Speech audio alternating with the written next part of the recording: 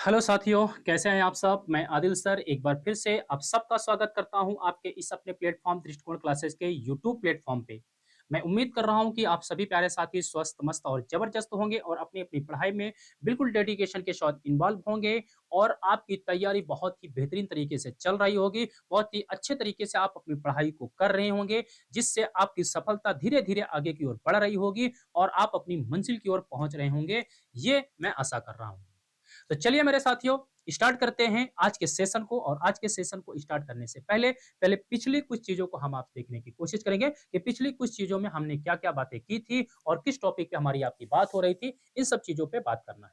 तो पिछली क्लास में आपने देखा था कि पिछली क्लास में हमारी आपकी जो चर्चा और परिचर्चा चल रही थी, वो आपकी चर्चा और परिचर्चा हो रही थी रैंकिंग टेस्ट के बारे में हमारी आपकी चर्चा हो रही थी। तो रैंकिंग टेस्ट की लगभग 1 क्लास हो चुकी है। आज हम आप इसका पार्ट नंबर 2 देखने वाले हैं। रैंकिंग टेस्ट का पार्ट नंबर 2 देखने वाले हैं। इस पे आज हम आप चर्चा करने वाले हैं मेरे प्यारे साथियों। ठीक है साथियों? और दूसरी बात मैं आपको बता दूं, दूसरी बात मेरे भाई आपको बता दूं कि इस ये क्लास की टाइमिंग लाइव होती है पर डे आपको सुबह 10 बजे दृष्टिकोण क्लासेस के यूट्यूब प्लेटफॉर्म पे दृष्टिकोण क्लासेस के यूट्यूब प्लेटफॉर्म पे ये क्लास आपको पर डे लाइव मिलती है। और हम आप लेक्चर 1 रैंकिंग टेस्ट का पढ़ चुके हैं। आज हम आप लेक्चर 2 पढ़ेंगे रैंकिंग टेस्ट का। और लेक्चर 2 पे हमारी आपकी जो बात होगी, वो लेक्चर 2 पे आज हमारी आपकी बात इस प्रकार से होने वाली है कि पार्ट 1 पे हमने देखा था कि जब एक ही व्यक्ति का स्थान दोनों साइड से ज्ञात हो, तो हम आप कुल विद्यार्थियों की संख्या कैसे ज्ञात करते थे? एकदम बेसिक से चीज़ों को आपको बताया गया था और लास्ट बात हमारी आपकी हुई थी जब 2 अलग-अलग पंक्ति हों या 2 अलग-अलग व्यक्ति हों, तब उनकी संख्या कैसे ज्ञात करेंगे? इन सब चीज़ों पे आज हमें आपको बात करनी है। तो ठीक है ना? इस पे आज हम आपको बात करनी है। तो चलते हैं, स्टार्ट करते हैं। अपनी पेन और डायरी लेकर के बैठ जाइए। किसी प्रकार की कोई समस्या हो तो बताइएगा। Very good morning all of you जितने भी बच्चे देख रहे हो, सबको वेरी गुड मॉर्निंग मेरे भाई, सबको वेरी गुड मॉर्निंग। ठीक है ना? पहले हम सुन लो पहले, बातें कम करेंगे। पहले हम करेंगे कॉन्सेप्ट पे बात और लास्ट में आपसे लेंगे आपका कमेंट, ठीक है ना? पहले हम बात करेंगे पढ़ाने पे, उसके बाद में कमेंट आपका देखेंगे। कहीं पर कोई डाउट आएगा तो वो कमेंट करिएगा, उस कमेंट को लिया जाएगा, बाकी फालतू बातों का कमेंट नहीं लिया जाएगा, ठीक है ना?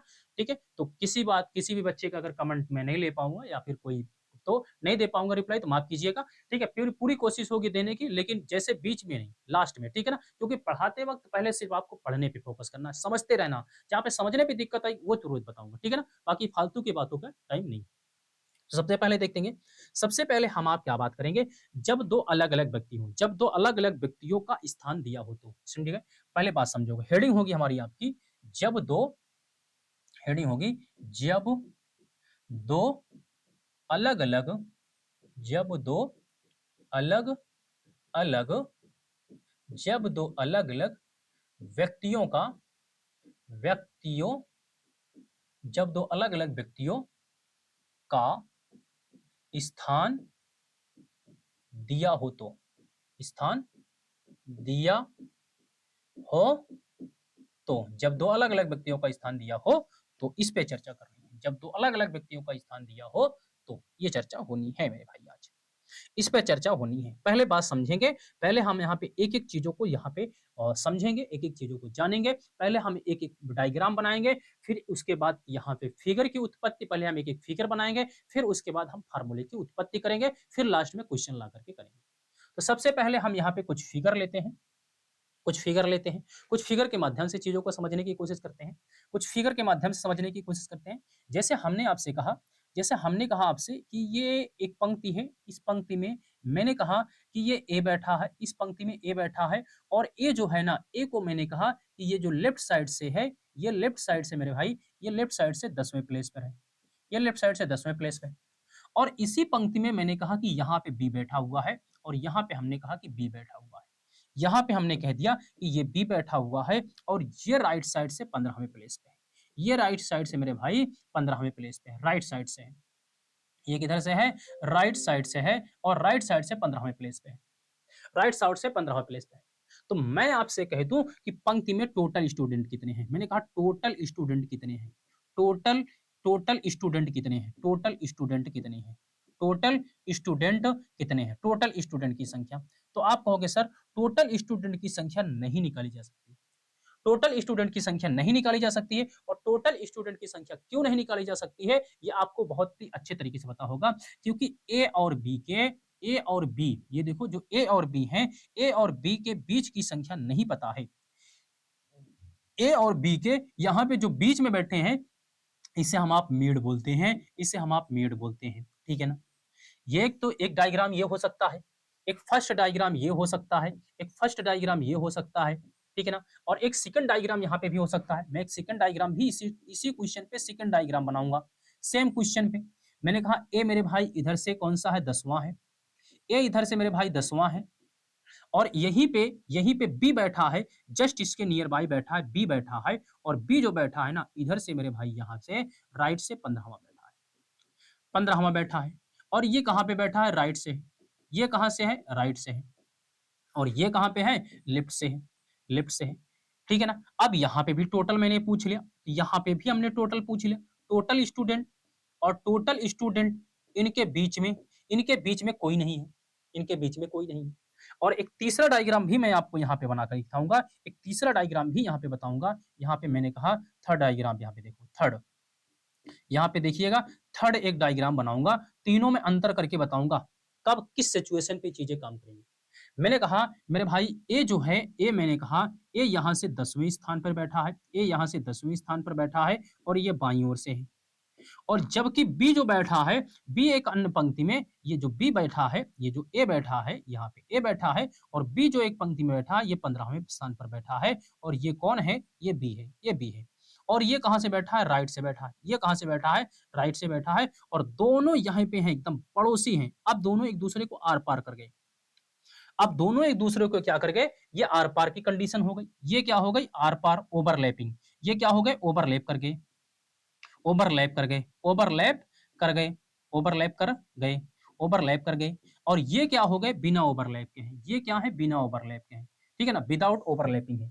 हमने कहा ये वाले जो हैं विदाउट ओवरलैपिंग है, यहाँ पे विदाउट ओवरलैपिंग है, ओवरलैपिंग है, लैपिंग है। ये विदाउट ओवरलैपिंग है, ये विदाउट ओवरलैपिंग है, ये ओवरलैपिंग है। ये ओवरलैप किए हैं, ओवरलैप कर गए, ये विदाउट ओवरलैपिंग करके हैं। और इन दोनों का पता ही नहीं है, इन दोनों का पता नहीं है। तो यहाँ पे एक ही क्वेश्चन के तीन डायग्राम बने, जब क्वेश्चन में कुछ भी नहीं बोला है, सिर्फ क्वेश्चन में इतना बोला है कि ए पंक्ति के बाईं ओर से 10वें स्थान पर है, जबकि बी एक दो एक उस जब बी उसी पंक्ति में, जब बी उसी पंक्ति में दाईं ओर से 15वें स्थान पर है। पंक्ति में कुल छात्रों की संख्या कितनी है, कुल छात्रों की संख्या कितनी है। तो कुल छात्रों की संख्या आप निकाल सकते हैं क्या, कुल छात्रों की संख्या आप तीनों डायग्राम में से कौन सा सही है, कौन सा गलत है।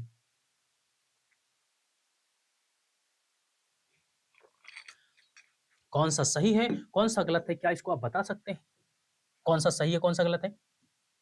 मेरे भाई अगर आप इसे सही करोगे तो आप कहोगे ये गलत है, अगर इसे सही करोगे तो कहोगे ये गलत है, इसे सही करोगे तो कहोगे ये दोनों गलत है, इसे सही करोगे तो ये दोनों गलत ठहराओगे, इसे सही करोगे तो ये दोनों गलत करोगे। अब तीनों से आंसर देखो, तीन से अलग अलग आंसर निकलेगा, तीन से अलग अलग आंसर निकलेगा, ठीक है ना, तीन से अलग अलग आंसर निकलेगा। अब जब यहाँ पे इस सिचुएशन में उत्तर ज्ञात नहीं किया जा सकता है पहले डायग्राम से, ठीक है ना, इस इस इस प्रश्न में, इस प्रश्न में अभी मैं बताऊंगा किस प्रश्न में, किस सिचुएशन में उत्तर ज्ञात किया जाता है। इस प्रश्न में उत्तर ज्ञात नहीं किया जा सकता है, उत्तर ज्ञात नहीं किया जा सकता है, नहीं किया जा सकता है, जा सकता है, उत्तर ज्ञात नहीं किया जा सकता है। क्यों, क्यों, क्योंकि बीच की संख्या ज्ञात नहीं है, क्योंकि क्योंकि बीच की संख्या, बीच की संख्या ज्ञात नहीं है, ज्ञात संख्या ज्ञात नहीं है, नहीं है। और बीच की संख्या जब तक नहीं पता है तब तक उत्तर नहीं निकाल सकते हैं कि यहाँ पे 10 है, यहाँ पे 15 है, इनके बीच में 5 है कि 75 है कि 500 है कि 5 भी नहीं है या 0 है। ये तब तक हम नहीं बता सकते हैं टोटल की संख्या, जब तक इनके बीच की संख्या पता ना हो। लेकिन यहां पे टोटल निकाल सकते हैं, यहां पे हम आप टोटल निकाल सकते हैं, ठीक है ना? तो एक आंसर यहां से पता चल गया कि एक तो यहां पे आपका हो जाएगा कितना, जीरो हो जाएगा। इनकी संख्या यहां पे आंसर क्या हो जाएगा, इसका आंसर जो हो जाएगा मेरे भाई, can not determine, can not determine, CND हो जाएगा, कैन नॉट डिटरमाइन। मतलब आंकड़े अपर्याप्त हैं, डेटा इंटरप्रिटेशन, डेटा इंटरप्रिटेशन आंकड़े अपर्याप्त हैं, कैन नॉट डिटरमाइन जानकारी अधूरी है। ठीक है, ये चीजें आपको मैं उम्मीद कर रहा हूं समझ में आ चुकी होगी। ठीक है मेरे भाई, हाँ सबका वेरी गुड, बहुत खूब लाजवाब तरीके से।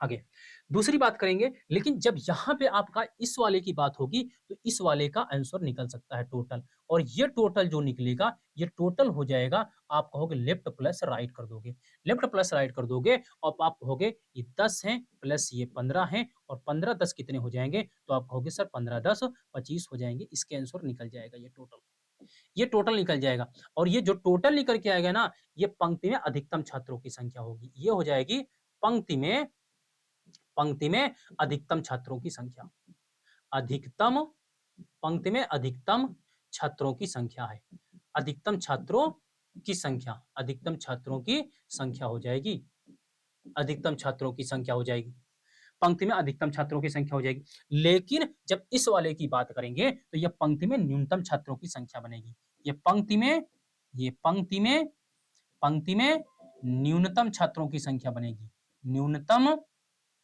छात्रों की संख्या बनाएगा, छात्रों की संख्या, छात्रों की संख्या, छात्रों की संख्या, छात्रों की संख्या, ठीक है, पंक्ति में न्यूनतम छात्रों की संख्या।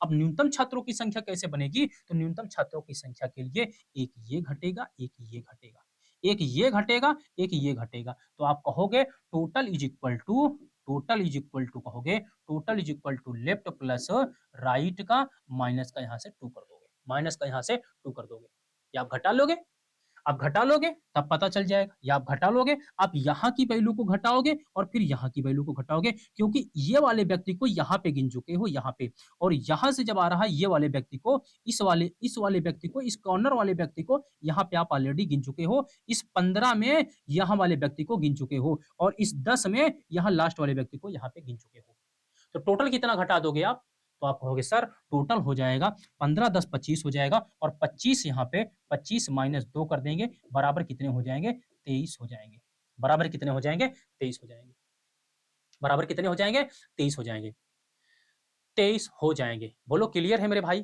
क्या इतनी बात क्लियर है, सभी को फटाफट एक बार कमेंट कर देंगे, सभी लोग फटाफट एक बार कमेंट कर देंगे। जब ये तब काम करेगा, ये तीनों तब काम होंगे जब बीच की संख्या ज्ञात ना हो, तब ये जब काम करेगा जब बीच की संख्या ना दिया हो, जब प्रश्न में, जब प्रश्न में, जब प्रश्न में बीच की संख्या, बीच की संख्या ना दिया हो तो, संख्या ना दिया हो तो, ना दिया हो तो, जब प्रश्न में बीच की संख्या ना दिया हो तो, यानी मीड की वैल्यू पता नहीं होगी, तब आप इस कॉन्सेप्ट का यूज करेंगे।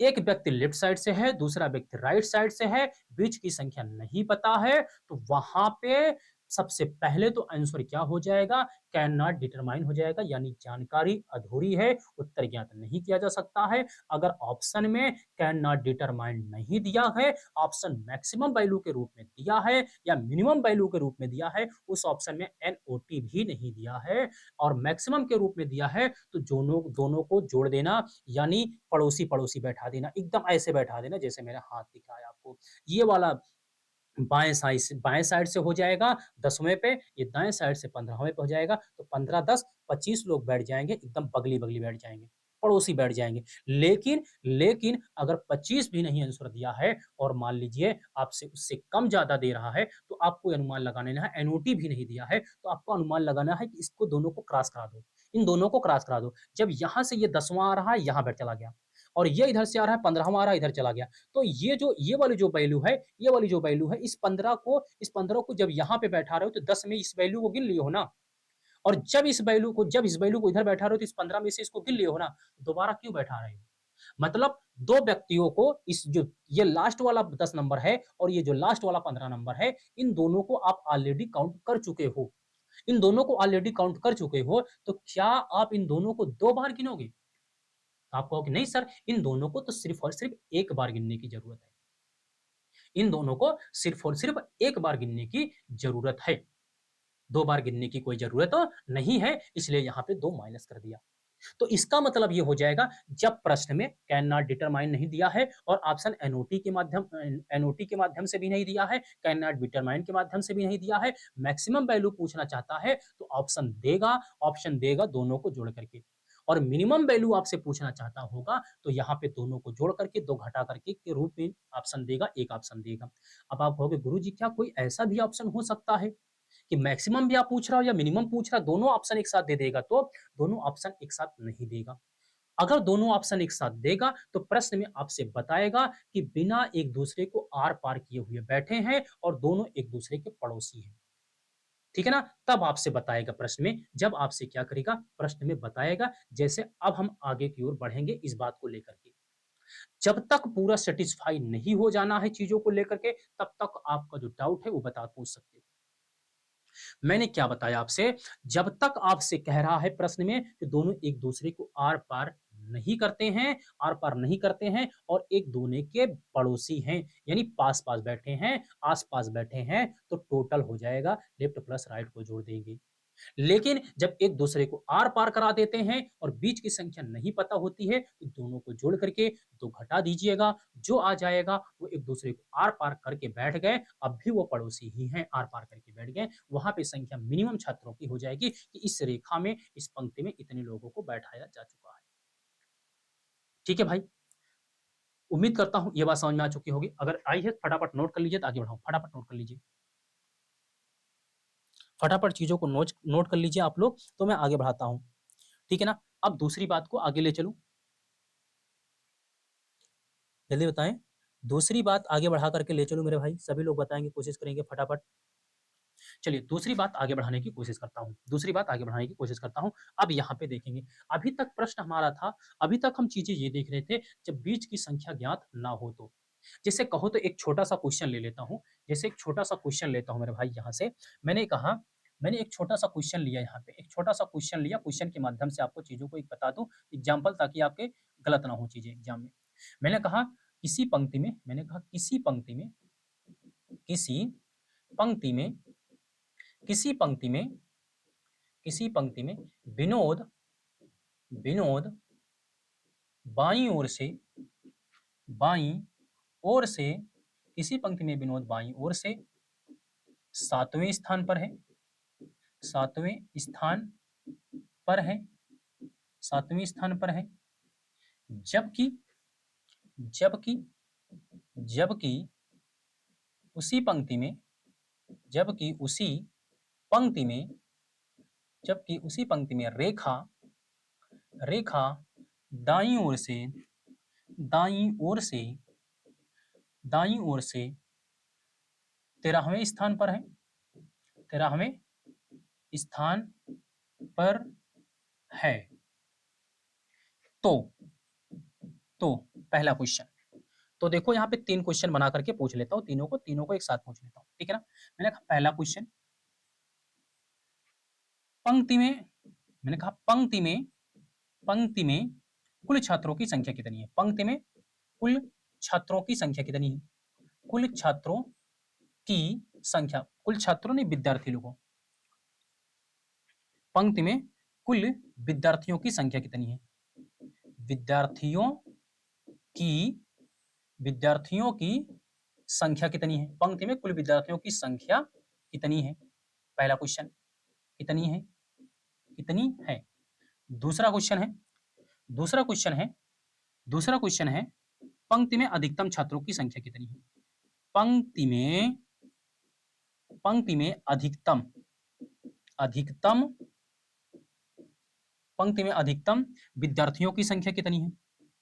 विद्यार्थियों, थियों की संख्या कितनी है? की संख्या कितनी है? कितनी है? पंक्ति में अधिकतम विद्यार्थियों की संख्या कितनी है? और तीसरा क्वेश्चन है, तीसरा क्वेश्चन है, पंक्ति में, पंक्ति में न्यूनतम छात्रों की संख्या कितनी है? न्यूनतम, मिनिमम, छात्रों की न्यूनतम विद्यार्थियों की संख्या कितनी है? न्यूनतम मतलब आर पार किए हुए विद्यार्थियों की संख्या कितनी है? कितनी है? ठीक है, न्यूनतम विद्यार्थियों की संख्या कितनी है, ये चीजें हैं।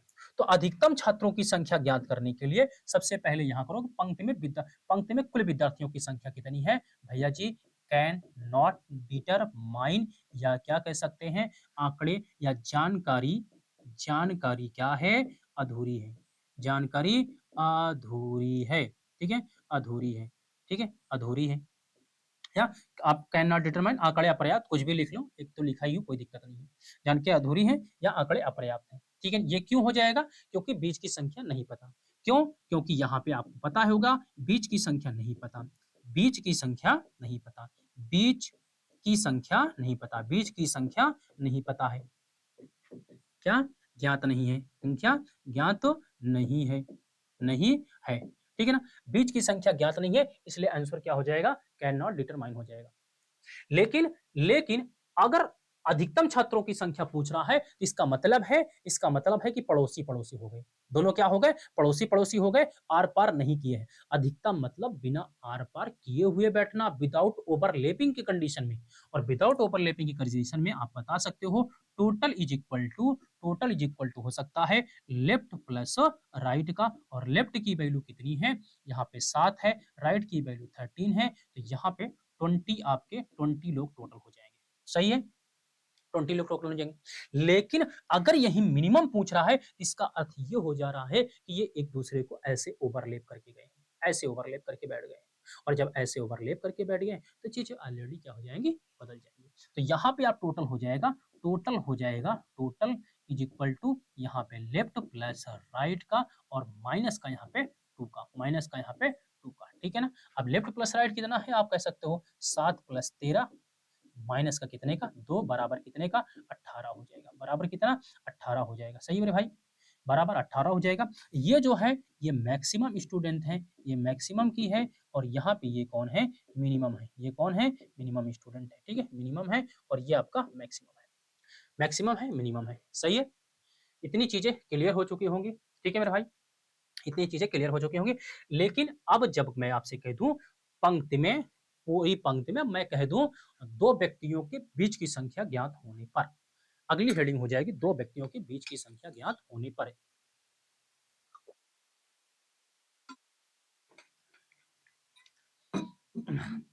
हमने आपसे हेडिंग में लिखा,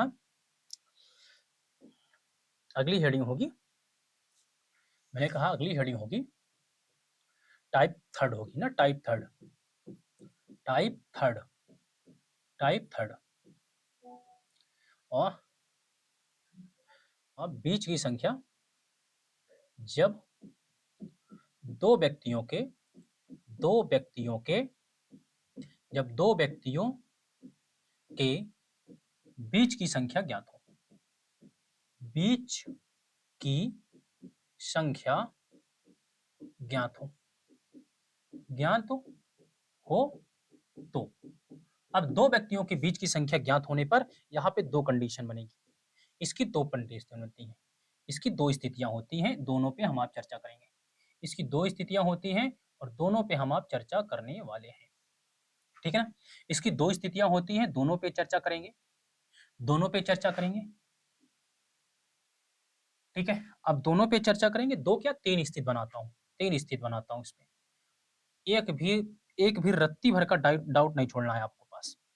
देखो जो तीन स्थितियां मैं बनाता हूं यहाँ पे समझेंगे, तीन स्थितियों को मैं यहाँ पे बनाऊंगा और तीन स्थितियों पे हम यहाँ पे चर्चा करेंगे। पहली स्थिति होगी, पहली स्थिति होगी मेरे भाई, ठीक है ना,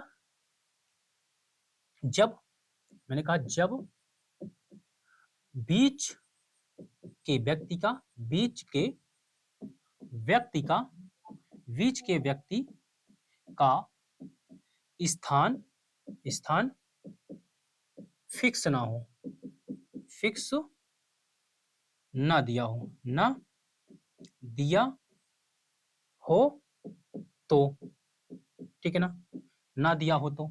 दूसरा व्यक्ति है जब बीच का मान दिया हो और अधिकतम छात्र पूछे जब बीच के व्यक्ति का मान, बीच के व्यक्ति का मान दिया हो, दिया हो और अधिकतम पूछे तो, और अधिकतम, अधिकतम छात्रों की संख्या पूछे तो, छात्रों की संख्या, की संख्या, संख्या पूछे तो, पूछे तो, ठीक है ना। और दूसरा है, अगला है जब, जब बीच के, बीच के व्यक्ति का मान, व्यक्ति का मान दिया हो और न्यूनतम छात्रों की संख्या पूछे तो, छात्रों की संख्या पूछे तो, पूछे तो, ठीक है। ये तीन कंडीशन आएंगी, इन तीनों कंडीशन पे हमें आपको चर्चा करना है। जब बीच का व्यक्ति का स्थान फिक्स ना हो तो, जैसे यहाँ पे तीनों के डायग्राम देखो, फिर फार्मूले लिखूंगा। पहले तीनों के डायग्राम देखो। मैंने कहा ए किसी पंक्ति में बाईं ओर से, ए किसी पंक्ति में बाईं ओर से हमने कहा ये 15वें स्थान पर है, और बी उसी पंक्ति में दाईं ओर से, बी उसी पंक्ति में दाईं ओर से 20वें स्थान पर है, दाईं ओर से 20वें स्थान पर है। इन दोनों के ठीक मध्य में कौन बैठा हुआ है? सी बैठा हुआ। इन दोनों के ठीक मध्य में सी बैठा हुआ है, इन दोनों के ठीक मध्य में सी बैठा हुआ है। तो पंक्ति में कुल छात्रों की संख्या कितनी है? पंक्ति में कुल छात्रों की संख्या कितनी है? फटाफट बतानेंगे। पंक्ति में कुल छात्रों की संख्या कितनी है? ठीक है ना, कुल छात्रों की संख्या कितनी है? तो मेरे भाई अब इसका स्थान हमें पता नहीं है, जब इसका स्थान पता नहीं है तो हम कैसे कुल छात्र निकाल सकते हैं? तो यहां पे टोटल की संख्या होगी, टोटल स्टूडेंट, टोटल स्टूडेंट, यहां पे जो आपका निकलेगा आंसर हो जाएगा कैन नॉट डिटरमाइन, ज्ञात तो नहीं कर सकते हैं, कैन नॉट डिटरमाइन हो जाएगा, ज्ञात नहीं कर सकते। क्यों? क्योंकि इसका स्थान 20 है, इसका स्थान 15 है, बीच की संख्या नहीं पता है कि सी का स्थान कहां से दिया है, कैसे दिया है। ओवरलैप भी करा सकता है, विदाउट ओवरलैप भी करा सकता है, और सी का स्थान पता नहीं है, सी का स्थान पता नहीं है। या तो एक कंडीशन हो सकती है जब पंक्ति में कुल विद्यार्थियों की संख्या दिया हो, कुल विद्यार्थियों की संख्या की दिया हो, तब तो हम सी का स्थान निकाल सकते हैं कि सी का स्थान कितना है, कौन सी स्थान पे है। और सी का स्थान कैसे निकलेगा? सी का स्थान निकलेगा जैसे कुल विद्यार्थियों की संख्या हमने कह दिया 50 है, और उस 50 में से लेफ्ट और राइट को जोड़ करके घटा दिया तो बीच की संख्या पता चल गई। अब बीच की संख्या पे हम देख लेंगे कि उसको 2 से डिवाइड कर लेंगे, पता चल जाएगा कि वो किन दो व्यक्तियों के बीच में बैठा हुआ है, ये चीजें पता चल जाएंगी। लेकिन जब उसका स्थान पता भी ना हो और बीच की संख्या भी ना दिया हो, तो टोटल कैसे निकालेंगे? नहीं निकाल सकते हम आप वहां पे टोटल। ठीक है, वेरी गुड। अब दूसरी बात यहां समझेंगे, अब इसी डायग्राम को यहां पे समझेंगे। हमने कहा, हमने कहा मेरे भाई कि यहां पे हमने कहा, यहां पे ठीक है ना, यहां पे हमने कहा कि ये संख्या है कि ए का स्थान हमने कहा, अभी इसमें इनके बीच में कितने हैं? सी बैठे हैं, लेकिन मुझे नहीं पता सी कितने हैं, कितने हैं नहीं पता। हमने कहा ए यहाँ पे बैठा है और यहाँ पे बी बैठा है, यहाँ पे कौन बैठा है? बी बैठा है। और इनके बीच में, इनके बीच में मैंने कहा यहाँ पे 5 बैठे हैं, इनके बीच में यहाँ पे 5 बैठे हैं, इनके बीच में कौन बैठे हैं? 5 बैठे हैं। मैंने कहा ये मीड है, ये क्या है मेरे दोस्त? मीड है। ये क्या है? मीड है। और इसका स्थान यहाँ पे 10 था, इसका स्थान यहाँ पे 10 था, और इसका स्थान यहाँ पे हमने कह दिया 20 है, इसका स्थान यहाँ पे 20 है, ठीक है ना, ये 20 है। अब टोटल पूछा है तो टोटल का मतलब ये हो जाएगा मैक्सिमम पूछा है यहाँ पे। ये क्या पूछा है? मैक्सिमम आपसे पूछ रहा है। क्या पूछ रहा है? मैक्सिमम। तो मैक्सिमम के लिए यहां से कहोगे total, total student, total student is equal to, is equal to यहां से यहां तक की वैल्यू कितनी है? 10 है, तो आप कहोगे लेफ्ट। और यहां से यहां तक की वैल्यू कितनी है? 20 है, तो आप कहोगे राइट। यहीं से फार्मूले भर रहे हैं, आप कहोगे राइट। और इनके बीच की संख्या कितनी है? 5 है, प्लस कितना हो जाएगा? मीड हो जाएगा। प्लस कितना हो जाएगा? मीड हो जाएगा। प्लस क्या हो जाएगा मेरे भाई? मीड हो जाएगा। मीड मतलब बीच वाले, क्या हो गया? मीड हो गया। तो यही तो बन गया मेरे दोस्त फार्मूला। यही तो तुम्हारा फार्मूला बन गया यार। यही तो तुम्हारा क्या हो गया? फार्मूला बन गया मेरे भाई। यही तो तुम्हारा फार्मूला बन गया। अब जब ये फार्मूला बन गया तो इसी को चीज़ों को आप आसान कर सकते हो। यहाँ पे निकाल सकते हो टोटल वाला। यहाँ पे टोटल की वैल्यू निकाल सकते हो। अब टोटल क्या हो जाएगा? देख लो यहाँ से। टोटल की वैल्यू फटाफट पता चल जाएगी। टोटल हो जाएगा total student is equal to left की वैल्यू कितना है? 10 है। राइट की वैल्यू कितनी है? 20 है। मिड की वैल्यू कितनी है? 5 है। तो 20 10 30 5 35 हो जाएगा। ये 35 आपके टोटल स्टूडेंट हो जाएंगे। टोटल 35 स्टूडेंट हो जाएंगे। इस प्रकार से डायग्राम बन जाएगा। लेकिन मेरे भाई, जब इन चीजों को आपसे यहां दे दिया जाए तो आप इस प्रकार से डायग्राम बनेगा। इस प्रकार से ये मैंने कह दिया ये 10वां है, ये यहां से 10वां है, और मैंने कह दिया यहां से ये जो बैठा है ये 20वें पे बैठा है, और ये कौन है? ये बी है। ये कौन है? ये बी है। इनके ठीक मध्य में यहां से यहां तक में ये मीड है, और मीड में कितने हैं? 5 है। मीड में कितने हैं? 5 है। मीड की संख्या कितनी है? 5 है। तब इनकी कितनी संख्या निकलेगी? तो अब यहां से आप कह सकते हो, यहां से टोटल निकलेगा। टोटल इज इक्वल टू हो जाएगा लेफ्ट प्लस राइट माइनस का मीड और माइनस का यहाँ पे 2। ये माइनस मीड क्यों हुआ? क्योंकि मेरे भाई, जब यहां से आप यहां तक चले होगे तो ये जो 5 यहाँ पे बैठे हैं, इस 5 को 20 में आपने काउंट कर रखा है। इस 5 को आपने 20 में काउंट कर रखा है, और यहां से जब आप यहाँ पे 10 तक चले होंगे तो इस 10 को भी आपने, इस 5 को भी आपने 10 में काउंट कर रखा है। तो हम बीच वाले को कितनी बार गिन रहे हैं? हम बीच वाले को कितनी बार गिन रहे हैं? तो आप कहोगे सर बीच वाले को हम 2 बार गिन रहे हैं, यानी 5-5 को हम आप 2 बार गिन रहे हैं। एक बार 20 में भी 5 वाले को काउंट कर रहे हैं, और एक बार 5 10 वाले में भी 5 को काउंट कर रहे हैं। जबकि काउंट सिर्फ और सिर्फ कितनी बार करने की जरूरत है? सिर्फ और सिर्फ एक बार करने की जरूरत होती है। सिर्फ और सिर्फ एक बार करने की जरूरत होती है। ठीक है? क्लियर है? बातें समझ में आई आपको? कोई दिक्कत परेशानी नहीं है? तो यहाँ पे निकाल सकते हैं आप जो है, यहाँ पे आप फार्मूले को निकाल सकते हैं, बना सकते हैं। अब यहाँ पे जो फार्मूला बनेगा दोस्त, यहाँ पे तुम्हारा फार्मूला ये बनेगा, ये बन गया फार्मूला। तो यहाँ पे वैल्यू कितनी है? ये वैल्यू 10 है, और ये वैल्यू 20 है, माइनस 5 है, और माइनस 2 है। ठीक है ना? 20 10 30, 30 माइनस यहाँ पे 37 बराबर आपका, 30 माइनस 37 बराबर आपका कितना हो जाएगा? 23 हो जाएगा। कितना हो जाएगा? सॉरी 23 है। 23 लिखना पड़ेगा। 23 यानी 23 माइनस 7 बराबर 30। यहाँ पे कितना? 23 हो जाएगा। कितना हो जाएगा? 23। अब देखो, मैक्सिमम वैल्यू 35, मिनिमम वैल्यू 23 हो चुकी है। मैक्सिमम वैल्यू 35, मिनिमम वैल्यू 23 हो चुकी है। यानी 20 10 30, 30 माइनस 7 बराबर 23 हो जाएगा। माइनस 2 इसलिए हुआ है, माइनस 2 इसलिए हुआ है कि ये वाला जो व्यक्ति है, ये तो सिर्फ 5 वाले बीच वाले हैं। यहाँ से ये वाला जो व्यक्ति है इसे गिन चुके हैं, इसे यहाँ से गिन चुके हैं। 2 व्यक्तियों को हम ऑलरेडी और गिन चुके हैं, इसलिए वो माइनस 2 होता है। और आप लोगों को ये फार्मूला आप लोग रटते हैं, total is equal to left plus right minus mid minus 2, या फिर M plus N minus mid minus 2। ये भाई फार्मूले की उत्पत्ति कहाँ से हुई है? तो फार्मूले की उत्पत्ति बेसिक से हुई। आप लोग याद करते हो यार, जब 2 व्यक्ति दिया होगा, आर पार करते होंगे और अलग अलग बैठे होंगे, तो उनकी संख्या कैसे निकालेंगे? तो इस प्रकार से आप वहां पे निकालने की कोशिश करते हो। ठीक है? तो आपको इतनी चीजें मैं उम्मीद कर रहा हूं समझ में आ चुकी होंगी। बाकी बाकी चीजें बाकी चीजें आपको इस पे, अब आपको करने क्वेश्चन, पहले इस पे हम कुछ बेहतरीन क्वेश्चन लेकर के आएंगे।